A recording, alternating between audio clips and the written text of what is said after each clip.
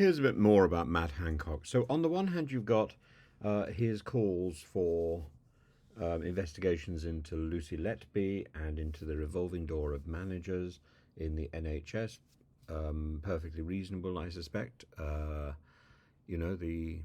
think the bigger call is for an investigation into the chaos of NHS management. And then on the other hand, you've got his lawyers' requests for his immunity, which of course again suggests that he was up to no good, whether intentionally or simply because of rank stupidity. I'm afraid when it comes to ranking, Mr.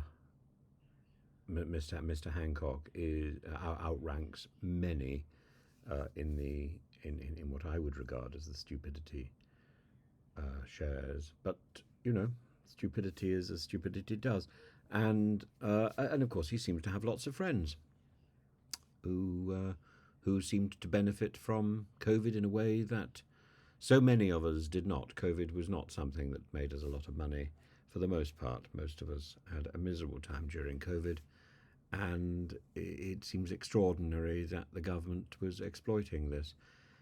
It doesn't matter whether you're an anti-vax campaigner or whether you think it was all very valuable.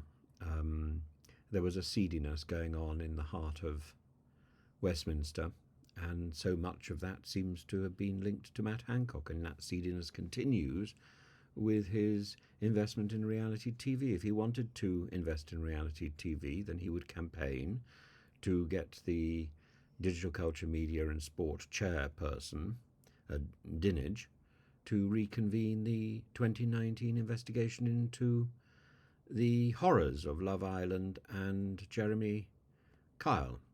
But I think not. So we now know that he runs like an ostrich, or like an ostrich that's busy.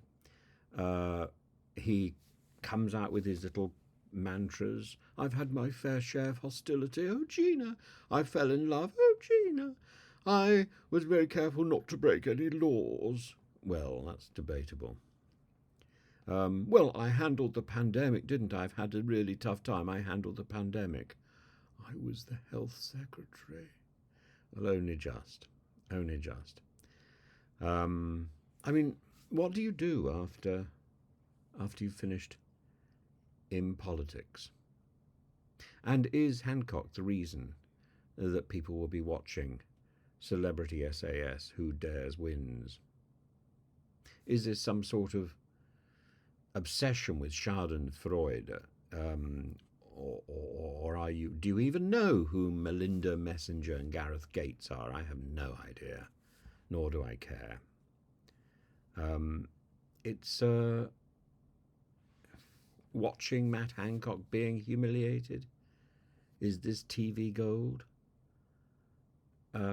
It's an alternative to I'm a Celebrity. I'm not absolutely sure it is. Well, it may well be, but is it worth it? Wouldn't it be better for television companies to actually invest in doing something interesting rather than perpetuating the personality cult?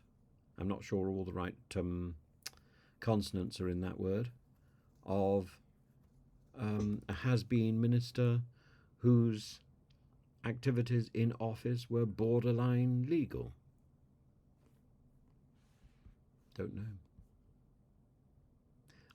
It's not my position to know. It's my position to stir up opinion, I suppose, or to give you opinion and to ask for your opinions. I would love to know if there's anybody here who thinks Matt Hancock is a blessing to either the world of reality TV, the world of TV, or the British Parliament.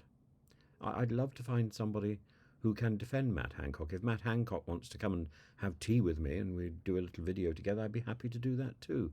But I don't see... maybe I just live in an echo chamber where all I hear is anti-Matt Hancock comments. But there must be somebody who can defend his actions. I've read his book, and it's bilge.